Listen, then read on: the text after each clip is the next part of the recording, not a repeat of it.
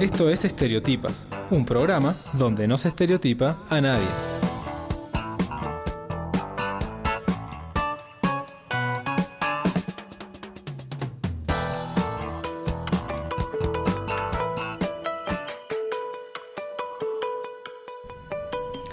Muy buenos días, amigas y amigos, bienvenidos a una emisión más de Estereotipas. Recuerden que salimos al aire por la señal de www.flaxoradio.es y también pueden mirar este programa en vivo y en directo a través de nuestra fanpage en Facebook. Recuerden darle like para que seamos más grandes en la comunidad de Flaxo Radio. Hola Lola, hola a todos y todas quienes nos escuchan. En el día de hoy estaremos abordando un tema que ya creemos que es inacabable y que siempre debemos abordar en este programa, como es la violencia de género. Para ello estaremos conversando con Stephanie Altamirano, quien es miembro de Surcuna, organización feminista por la lucha de los derechos de la mujer, y también nos acompaña en el estudio Ruth Montenegro, quien es madre de Valentina Cosíos, una niña que hace un año fue asesinada. Queremos dar inicio a este programa contando un poco acerca de lo que hace Surcuna, y es una organización no gubernamental jurídica feminista fundada el 18 de septiembre del 2014. Está conformada por hombres y mujeres profesionales y activistas que trabajan en la promoción y defensa de los derechos humanos en el Ecuador. Esta organización surge de la necesidad del movimiento de mujeres de contar con un espacio especializado en la exigibilidad y justiciabilidad de los derechos humanos, con especial énfasis en los derechos de las mujeres.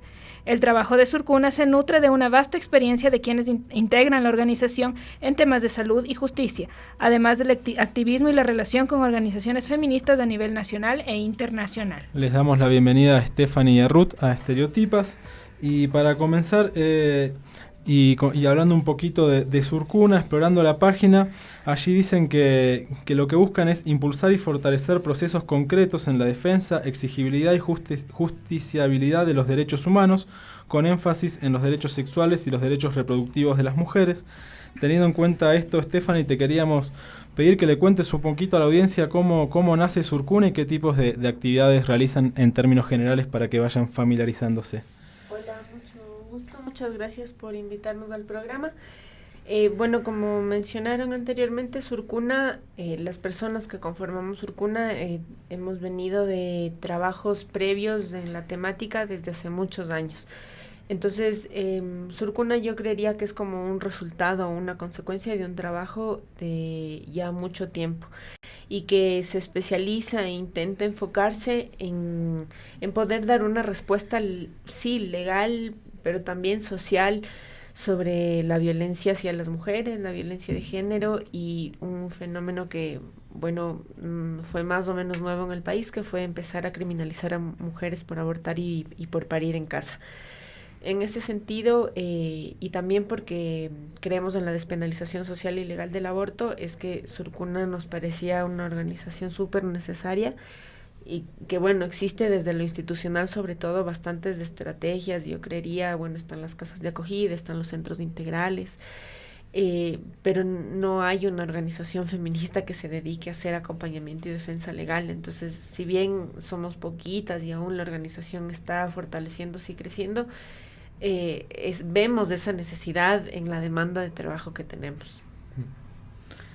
Bueno, queríamos preguntarles, el día de hoy se está realizando una rueda de prensa conjunta con Vivas Nos Queremos, acerca de justamente el femicidio en contra de Valentina Cosíos, una niña de 11 años que fue asesinada y hallada en su colegio. Teniendo en cuenta este caso, surgen dos preguntas especialmente para Ruth. ¿Cómo ha transcurrido el caso en la justicia? ¿Se hizo justicia y en qué estado está? Y por otro lado, un tema que a veces no se habla es cuán común es la violencia para niñas y adolescentes según este caso que estamos abordando. Bueno, buenas tardes con todos y todas quienes nos escuchan.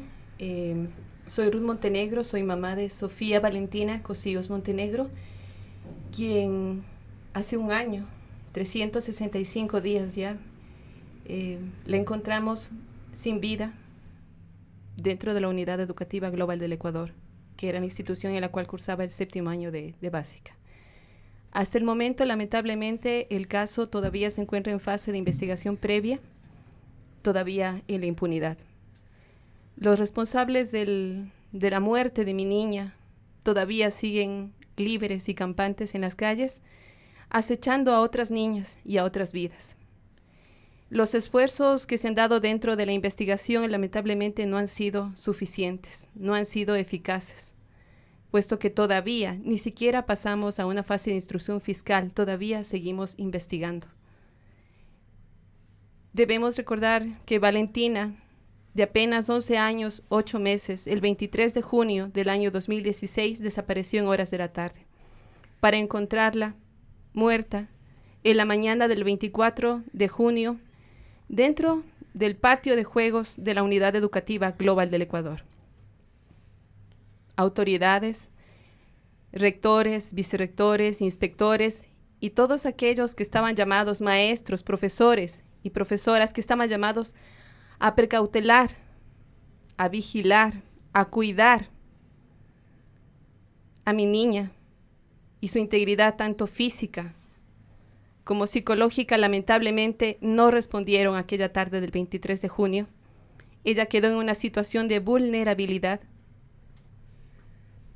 y lamentablemente ella está muerta.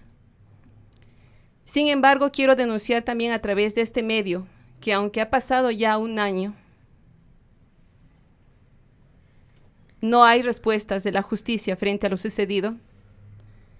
Sin embargo, esta institución educativa renace nuevamente en otra dirección, bajo otro nombre, pese a que hay una resolución del Ministerio de Educación en la cual se ordenó el cierre de esta institución y la prohibición de que las autoridades de esta Unidad Educativa Global del Ecuador, la prohibición de que no pudiesen abrir otra institución educativa, porque todavía el caso se encuentra en investigación y no hemos logrado determinar el grado de responsabilidad que estos tienen frente a la muerte de mi niña.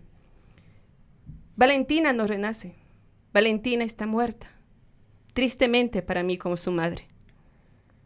Su canto, su alegría y todo lo que ella pudo haber llegado a ser, aquella grande mujer en la cual ella pudo haberse convertido, ya no está más.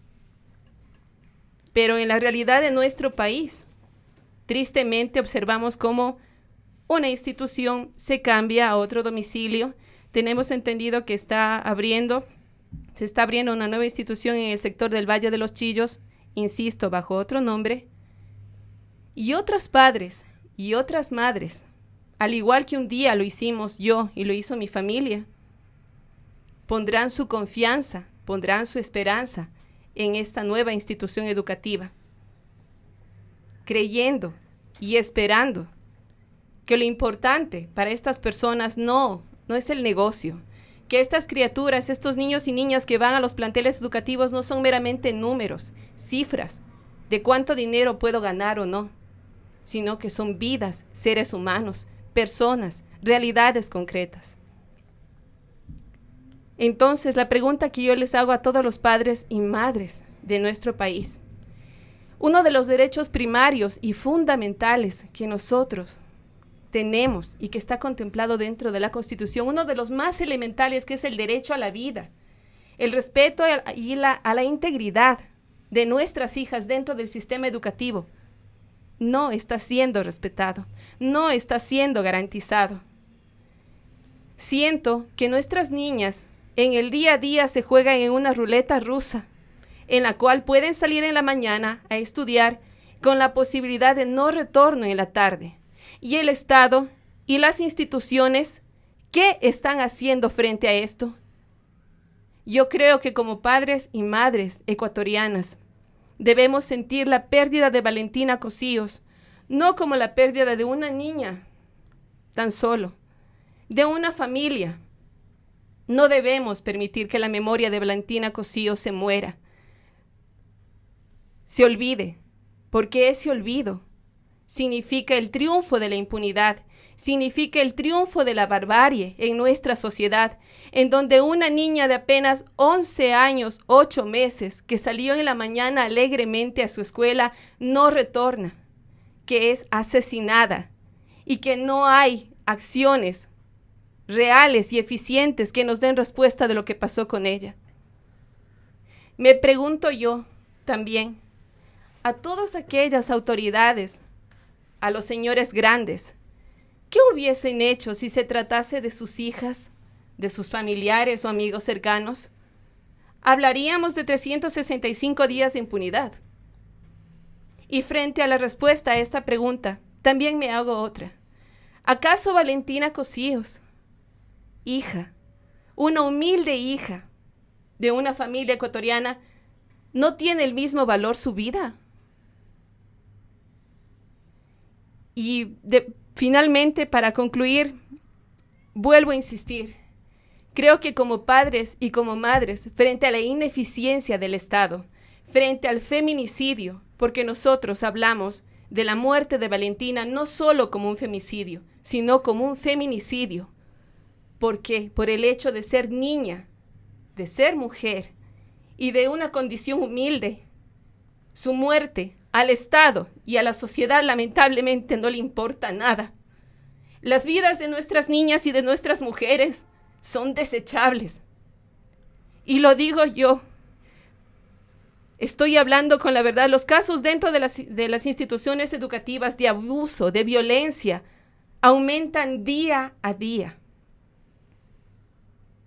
Y aquí no pasa nada. No se hace nada frente a los agresores. Las medidas que se toman son tibias, tímidas.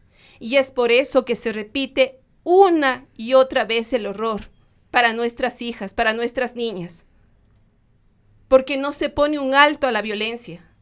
Porque no se hacen acciones radicales que pongan a los agresores, a los que atentan contra estas vidas inocentes en el lugar donde deben estar. Y porque nosotros como sociedad también lo que hacemos es mirar hacia otro lado. Mientras no me pase a mí, mientras no se trate de mi hija, de mi familia, de mi hermana, de mi prima, mientras no me llegue a mí, no me importa. Pero no por mirar a otro lado significa que esta situación no está dándose.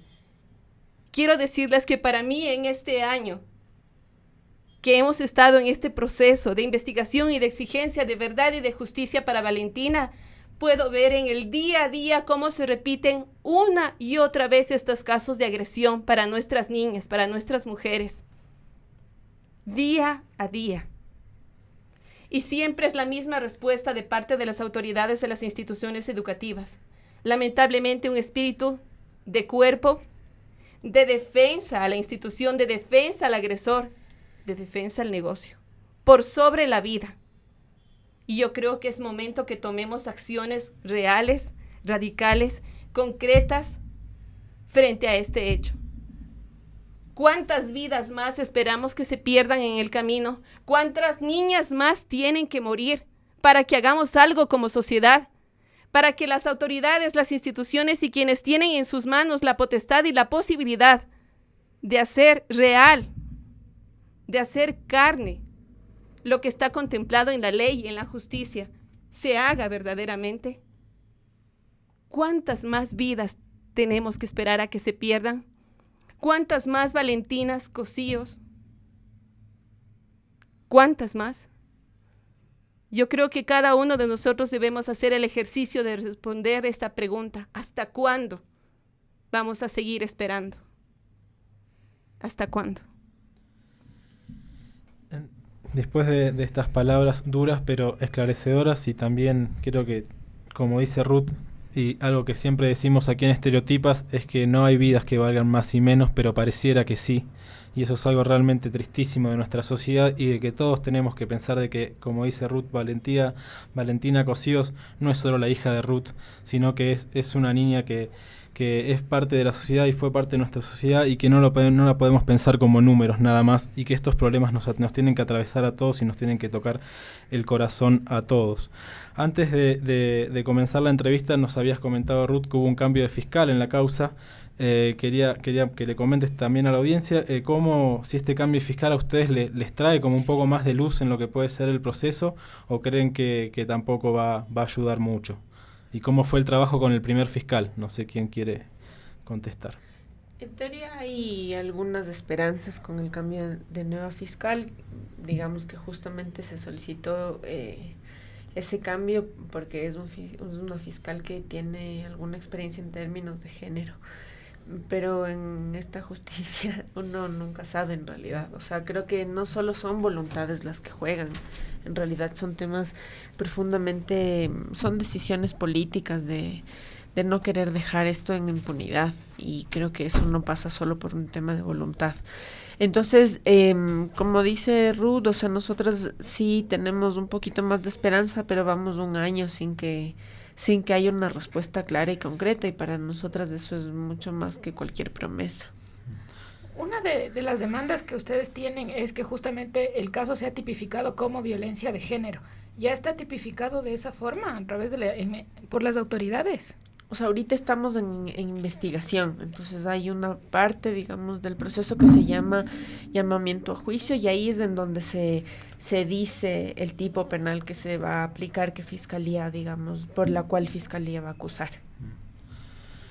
Y te quería preguntar, Ruth, ¿cómo fue el acompañamiento del resto de los familiares del colegio? Si hubo un acompañamiento real, o con esto del cambio y la nueva apertura al nuevo colegio, ¿te sentiste sola o sentiste que realmente repercutió?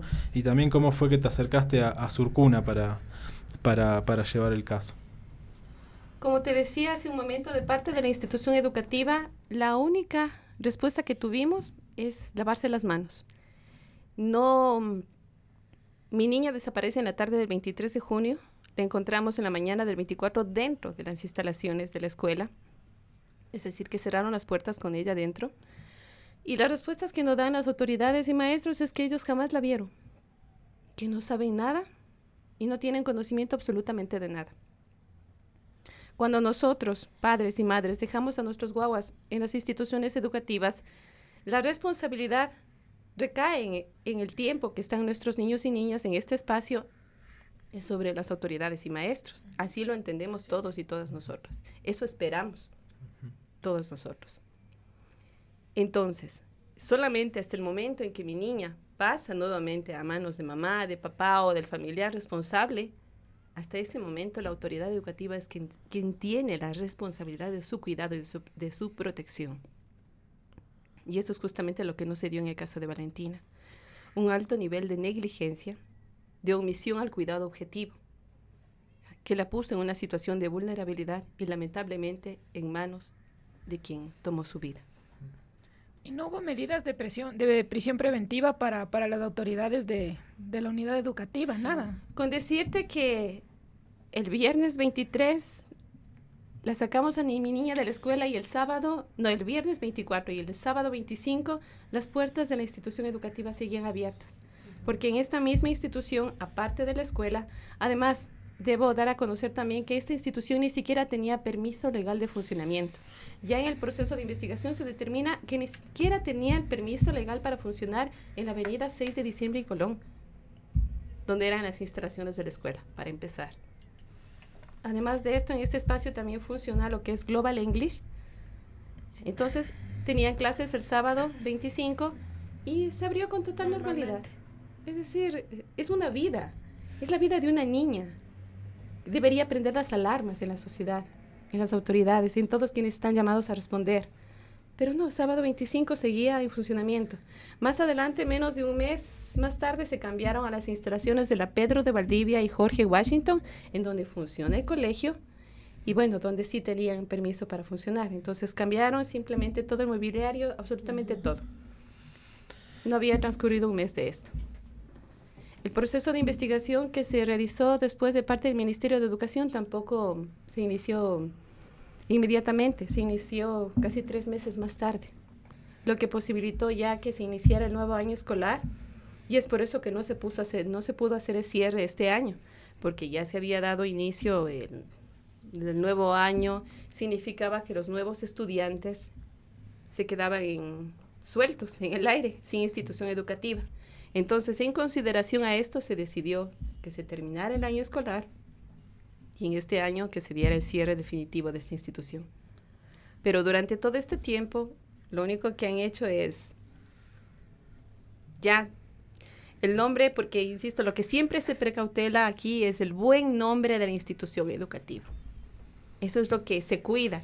En todos los casos de abuso, de violación, de violencia dentro de los planteles educativos en nuestro país, Lo que prima no es la vida de las criaturas, no es la afectación que tienen esos niños y niñas que han sido abusados, violados o, como en el caso de mi niña, asesinados, sino es el buen nombre de la institución, por encima de todo.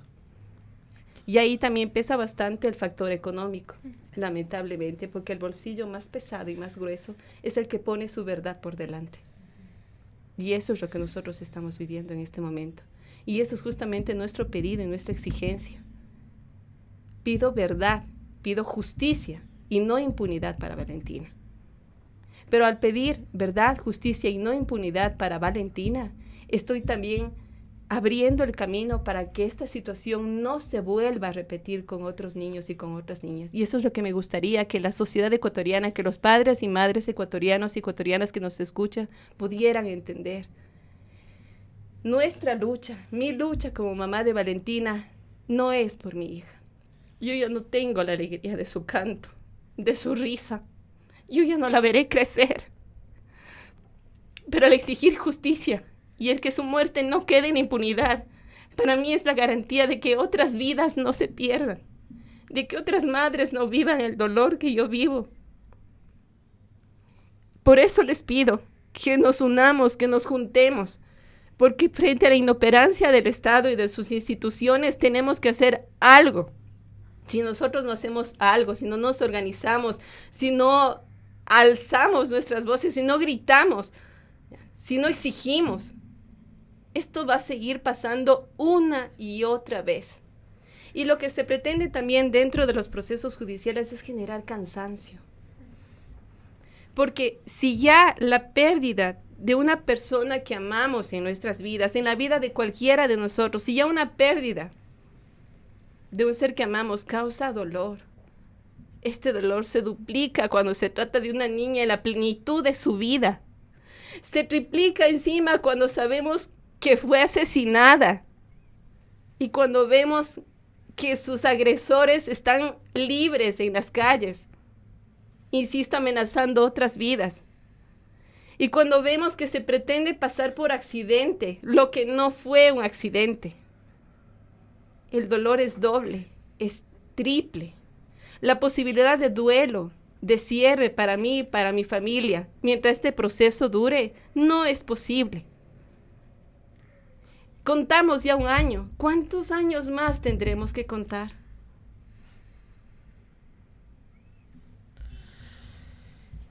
Para preguntarte, Stephanie, como siempre decimos aquí en Estereotipas, el feminicidio es la punta del ovillo.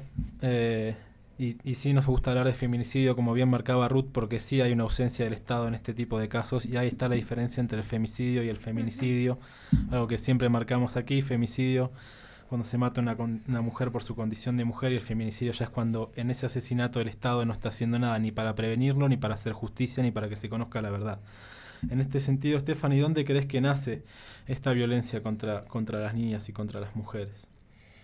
Bueno, igual yo quiero, o sea, si bien el Estado es, digamos, ahí una estructura que omite, también es cómplice. O sea, creo que también cuando hablamos de feminicidio hablamos de la complicidad que ha tenido el Estado, porque no solo que no hace nada, sino que además genera toda una serie de políticas y como dice Rita, de ese gato como de paraestado que posibilita el asesinato de las mujeres en nuestra sociedad.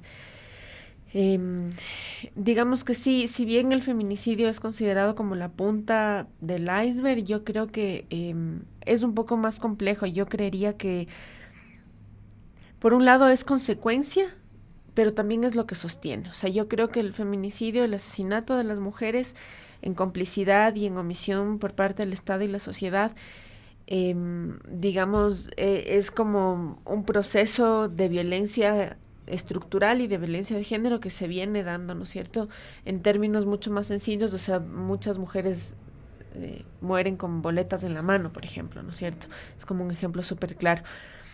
Sin embargo, yo creería que el feminicidio está como súper bien pensado, o sea, no sé si me explico, es como en esta sociedad en donde es necesario que las mujeres digamos que se necesita de nuestro asesinato, se necesita de nuestra opresión para poder seguir funcionando.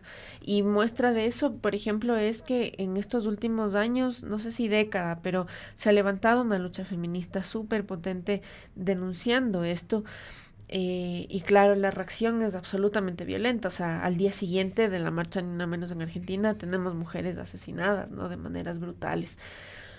Y yo creo que eso es justamente porque al mismo tiempo que nos están asesinando, también estamos resistiendo, también estamos diciendo que no vamos a permitir que nos sigan violentando, que nos sigan matando, y por eso yo creo que la muerte de las mujeres tiene que entenderse en su complejidad. No solo creo que es una consecuencia, sino que es lo que ayuda a sostener a que las cosas no cambien. Si es que no hay, digamos, por ejemplo, la Silvia Federici y la misma Rita Segato hablan de cómo el asesinato de mujeres en la historia destruye el tejido social, es como un mensaje del terror, ¿me entiendes? Y además las formas en cómo se asesinan a las mujeres. Tenemos ejemplos históricos como la Casa de Brujas, por ejemplo. ¿Qué significa quemar a mujeres en las plazas de las ciudades? Ahora, exacto, ahora estamos en el siglo, digamos, 21 y tienes a mujeres cortadas en maletas tiradas a un río. O sea, es un mensaje del terror. Si es que asesinas a las mujeres, si es que y lo que decía la Ruth, ¿no es cierto? O sea, por ejemplo, el simbolismo de las niñas también, o sea, también ahí está todo el tema, por ejemplo, de la violencia sexual, como la aniquilación, digamos, moral de la sociedad. Ya nada importa, ¿entiendes? No importa la vida, no importa, ya tu condición de sujeto no existe. Entonces yo creo que es eso, es el mensaje del terror, y eso es justamente lo que venimos a decir, que no tenemos miedo. ¿Cuál es el llamado que ustedes hacen a los medios en esta rueda de prensa que se desarrolla paralelo a este programa de Estereotipas? ¿Cuál es el tratamiento que también deben dar los medios a lo que está sucediendo? Porque muchas veces tomamos los temas como ejes coyunturales que pasan por un mes, por 2 meses. Sin embargo, el dolor, como decía Ruth, es permanente, el dolor de una pérdida es permanente, y más aún cuando existe impunidad. Y es ahí en donde debe estar la voz de los medios de comunicación. ¿Cuál es el llamado que ustedes hacen en esta rueda de prensa? Sí, exactamente. La rueda de prensa, digamos, tiene 2 objetivos. Uno es denunciar el año de impunidad, y digamos, ya no tenemos a Valentina con nosotras, y queremos decirle a toda la sociedad que lo que dijo Ruth no solo es Valentina, ¿no? También vamos a la fecha 62 feminicidios desde enero hasta digamos, estos días.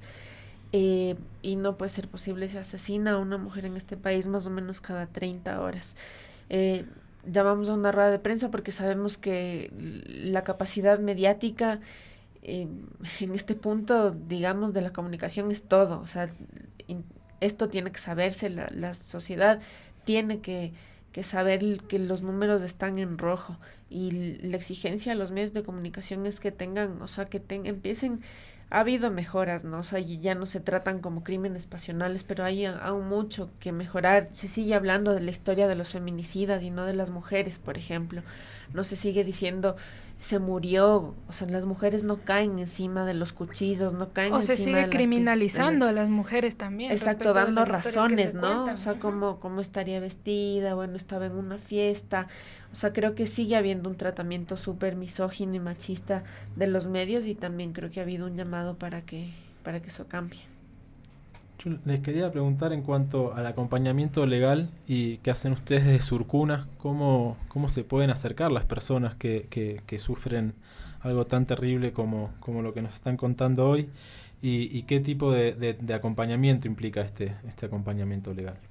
Bueno, Surcuna hace acompañamiento y defensa legal. Entonces, hacemos defensa legal en temas, digamos, que tienen que ver con la salud sexual y salud reproductiva, en concreto con la criminalización de mujeres por abortar y por parto en casa. Entonces, si es que conocen de algún caso o saben de alguna mujer que haya acudido al hospital con un sangrado y que por eso haya sido denunciada, pueden comunicarse con Surcuna. Y hacemos acompañamiento en temas de violencia de género.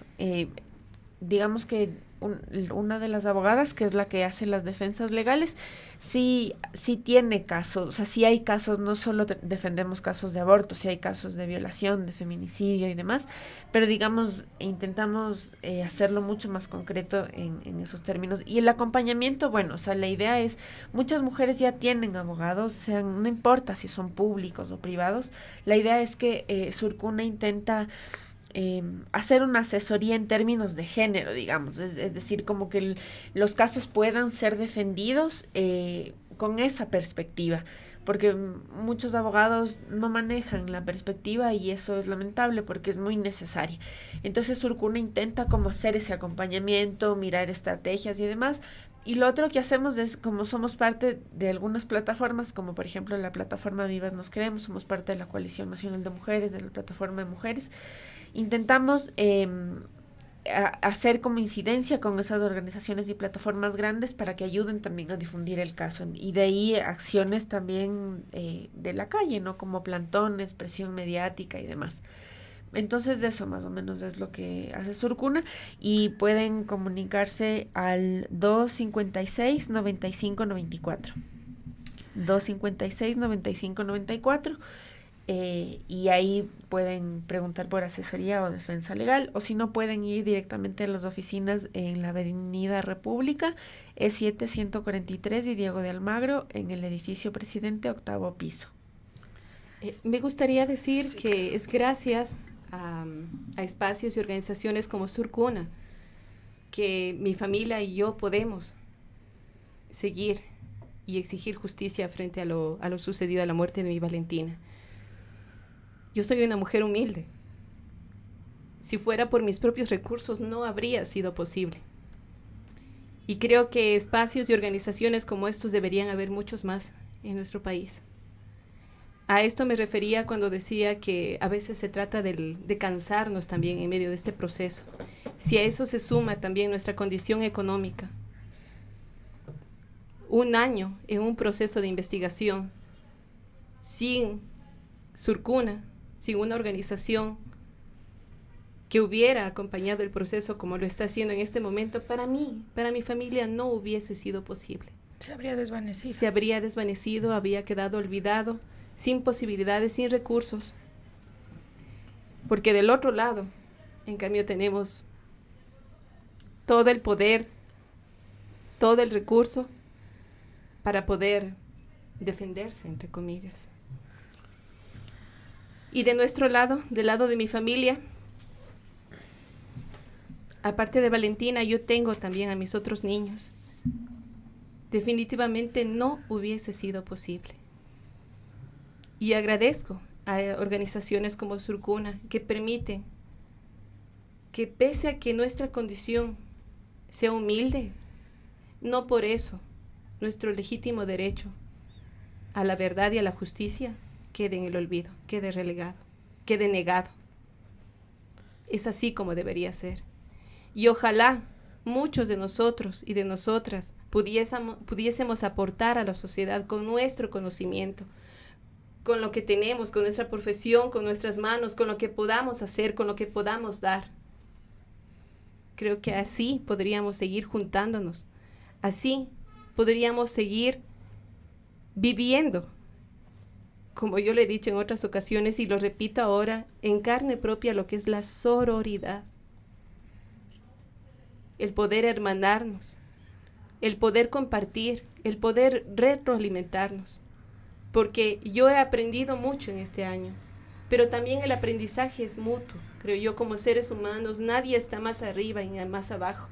Yo creo que en una condición de equidad, de igualdad, en donde todos y todas podemos dar de ida y vuelta, retroalimentándonos en el proceso. Y eso es algo que yo he podido vivir y experimentar en este año. El saber que no estoy sola. La experiencia que yo tengo muchas veces, la familia no tanto es la familia consanguínea. La familia es aquella que comparte nuestro camino, nuestros pensamientos, nuestros ideales. Aquella que arrima el hombro cuando nos sentimos más débiles y más vulnerables, cuando la tristeza nos agobia. Y es eso lo que yo he encontrado en este camino. Y es esa la alegría también que comparto, La alegría que la pérdida de mi Valentina me ha dejado, el saber que no estoy sola en este camino, que hay muchas otras manos, muchas otras mujeres que han estado ahí para arrimar el hombro y para decirme adelante, aquí estamos, no estás sola, estamos contigo. Y eso es algo súper valorable de este tipo de organizaciones y ojalá también que mucha más gente conozca, porque hay mucha gente que pasa por situaciones como la que atraviesa Ruth y su familia y no encuentran las herramientas o no saben cómo acercarse, y es como decía Ruth, la justicia tan machista y misógina como es en todo el mundo, no solo aquí en Ecuador, sino yo creo que eso es un problema mundial. Justamente lo que trata es de cansar a las familias, sobre todo cuando son familias humildes, y la justicia justamente es uno de los enclaves más poderosos que tenemos en todos nuestros países, y de los que menos busca hacer justicia muchas veces. En este sentido, nosotros también veíamos que Surcuna, aparte de hacer este acompañamiento y defensa legal, también hacen actividades que no sé si llamaría preventivas, pero de formación también con diferentes estamentos de la sociedad, entre los que, por lo que vimos en su página, también está la justicia, fiscales, abogados. ¿Cómo es este trabajo y cómo se trata de cambiar esta estructura que es tan misógina y tan patriarcal, ¿no? Bueno, o sea, Surcuna tiene como muchas, o sea, ha pensado su trabajo estratégico en varias líneas de trabajo que tiene que ver con lo formativo, el acompañamiento y la defensa legal, la incidencia y el trabajo con jóvenes, digamos que es como una línea que empezamos a trabajar. En términos de capacitación y formación, estamos sobre todo realizando un trabajo con el sector salud y con el sector legal, digamos, judicial. Entonces, con el sector salud trabajamos con todo el personal médico, hemos tenido la suerte de tener como una buena entrada en hospitales públicos, justamente por el tema de criminalización a mujeres por abortar y por parir en casa. Entonces ahí nos concentramos como mucho, porque hay razones concretas por las que el personal médico denuncia, no todos son antiderechos y están en contra del aborto, sino que muchos tienen un montón de miedo y lo hacen porque creen que ellos también van a ser judicializados. Entonces como que intentamos reforzar sus conocimientos legales y como generar seguridades ahí legales para que ellos puedan ejercer su profesión de manera libre. Entonces hablamos de temas como el tema del secreto profesional, la confidencialidad, y bueno, ahí es difícil medir, pero creemos que un poco de incidencia hemos logrado tener, aunque digamos con este nuevo fiscal no sabemos muy bien cómo nos va a ir. Entonces sí, porque nosotras hacemos ese trabajo como de generar mucha confianza al sector salud, y en cambio Fiscalía ha hecho todo un trabajo más bien punitivo. Ajá. Entonces eso nos ha complicado un poco. Y también, justo lo que tú mencionabas, hacemos capacitaciones con defensores públicos, con fiscales, estamos formando una red de abogadas a nivel nacional que está empezando, pero que la idea es que existan abogadas en todo el país que puedan defender a mujeres en casos de violencia de género, pero también de criminalización por aborto y parto. Entonces estamos como en eso, justo tuvimos nuestro primer taller de conformación de la red el año pasado, hace algunos meses, y vamos a tener el segundo en este tiempo. Hace una semana lanzaron junto a Vivas Nos Queremos, colectivo Más de 8, la campaña Zoila no está sola, en relación al caso de Zoila, quien en Imbabura se defendió de la violencia machista y actualmente está presa. ¿Nos puedes contar un poco acerca del caso y si existen otros similares que han llegado a Surcuna? Sí, bueno, es una súper buena oportunidad porque el día viernes es la audiencia de apelación en Ibarra. Entonces nos vamos a intentar trasladar las que más podamos desde Quito hacia Imbabura, y en Ibarra tienen ya todo un tema armado allá las compañeras de Más de 8. Y bueno, o sea, el caso de Zoila es terrible, ¿no? Es como nuestra Iggy, digamos. Entonces es terrible porque es justamente, claro, frente a los casos, o sea, por ejemplo, como el de Valentina, vos tienes impunidad de 1 año y sigues contando, ¿no?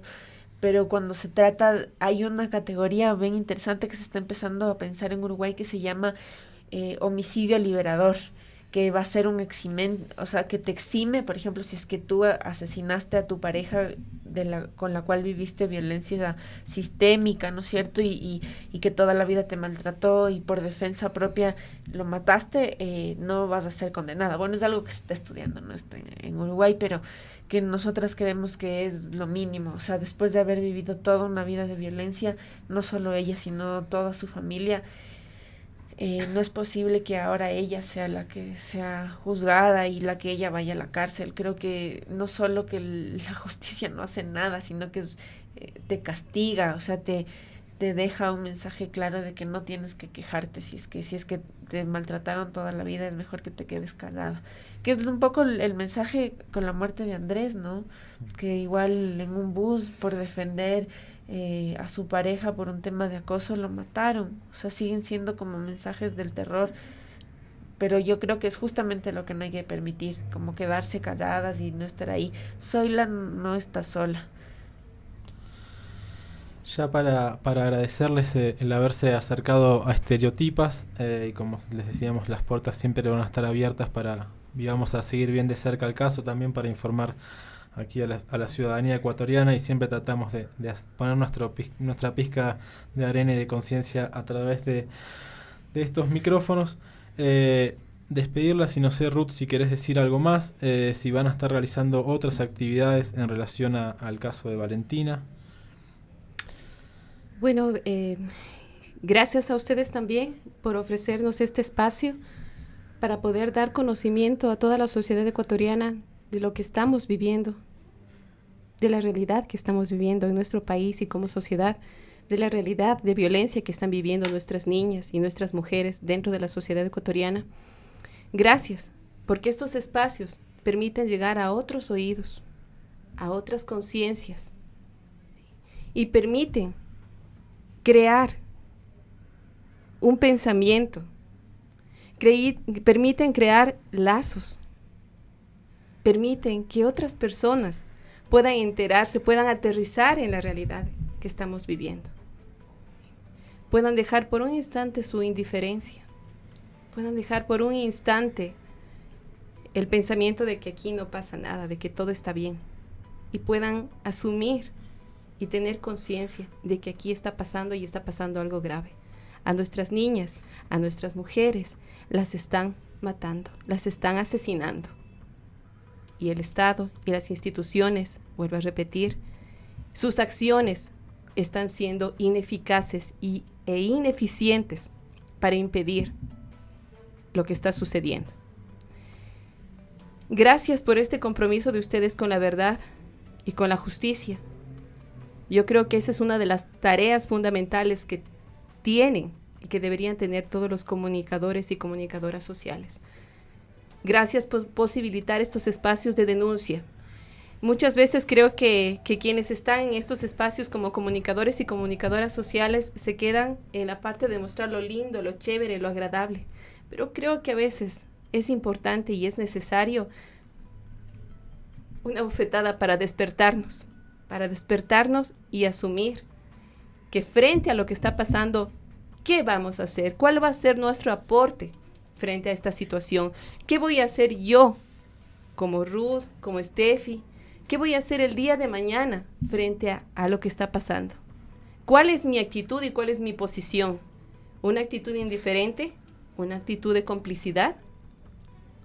¿O una actitud de accionar? ¿Una actitud de organizarse, de emprender acciones y propuestas para cambiar esta realidad, para trastocarla en algo bueno, en algo bello que posibilite que nuestras hijas puedan acudir libres, puedan acudir tranquilas, en paz, sin que sus vidas sean amenazadas dentro de los planteles educativos en nuestro país? Muchas gracias, Ruth. Agradecemos también tu fortaleza. Es enorme, la verdad. Y como decías al principio, no estás sola, estás acompañada, y las puertas de Estereotipas siempre van a estar abiertas para cualquier tipo de información o lo que necesiten. Muchas gracias. Igual esperamos que si es que pueden acompañarnos el viernes para ir a Ibarra, les agradeceríamos un montón. Igual, gracias por el espacio. Muchas gracias. Vamos a ir un pequeño corte y luego continuamos.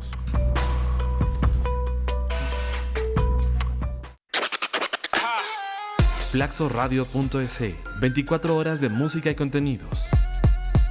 Flaxo Radio, amplificando ideas.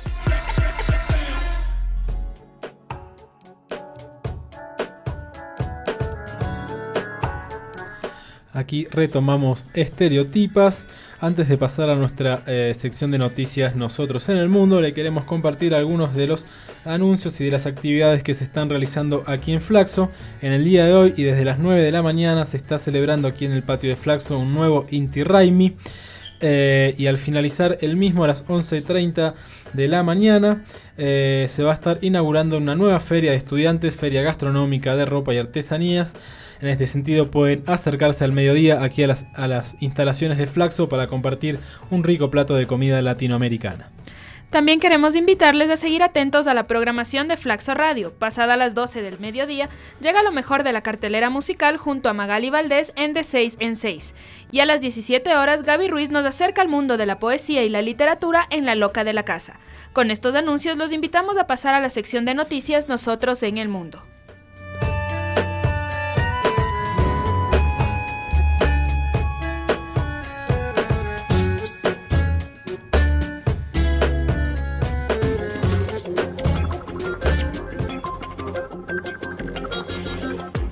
Vamos a comenzar esta sección de noticias por Costa Rica. Las personas trans no solo podrían cambiarse el nombre en el registro civil si se convierte en ley un proyecto que avanzó en la Comisión de Derechos Humanos, sino que también podrían variar el sexo con que aparecen registradas ante el Estado al cumplir los 18 años. De esta manera, una persona que fue registrada como hombre al nacer podría pedir que el Estado la reconozca como mujer y la registre como tal y viceversa. El campo de la cédula que dice sexo tendrá que cambiar al igual que el nombre. Así lo establece el proyecto de ley 19.841, dictaminado de forma unánime por 5 diputadas para permitir a las personas transexuales y transgéneros ajustar su identificación con el género con el que se identifican. Pasamos a Colombia para contarles que la Corte Constitucional determinó que las empresas prestadoras de salud, EPS, y las instituciones prestadoras de salud conocidas como IPS deben abstenerse de poner cualquier tipo de obstáculos o trabas a las peticiones para realizar procedimientos de aborto en Colombia. El Alto Tribunal recordó en un fallo de tutela que en el país existen 3 casos específicos que fueron despenalizados. En el estudio de la acción judicial, la Corte señaló que las EPS y las IPS deben remover todas las barreras cuando se presenten este tipo de situaciones.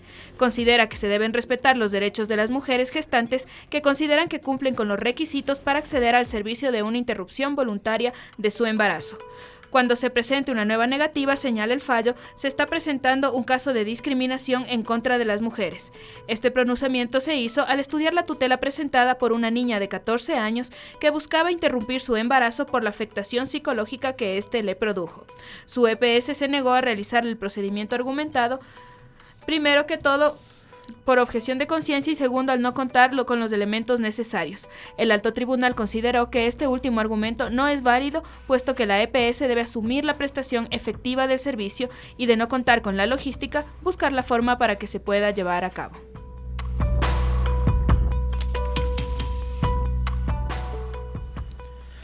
Con estas noticias que llegan de la mano de Nodal, el portal de noticias para América Latina y el Caribe, cerramos la sesión de noticias y antes de despedirnos los queremos invitar a que el día jueves escuchen a las 12 del mediodía a mi compañera Lola y a mi amiga también Paola Marín en Yo DJ, que es uno de los programas más prendidos que tenemos aquí en Flaxo Radio. Esta vez las va a estar acompañando Javier Chilinga.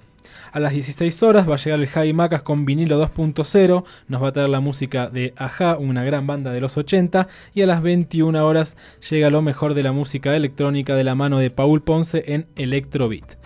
Con estos anuncios nos despedimos de una nueva emisión de Estereotipas, nos volvemos a encontrar el próximo miércoles a las 11 de la mañana aquí en flaxoradio.es y a través de nuestra fanpage de Facebook Flaxo Radio. Chao.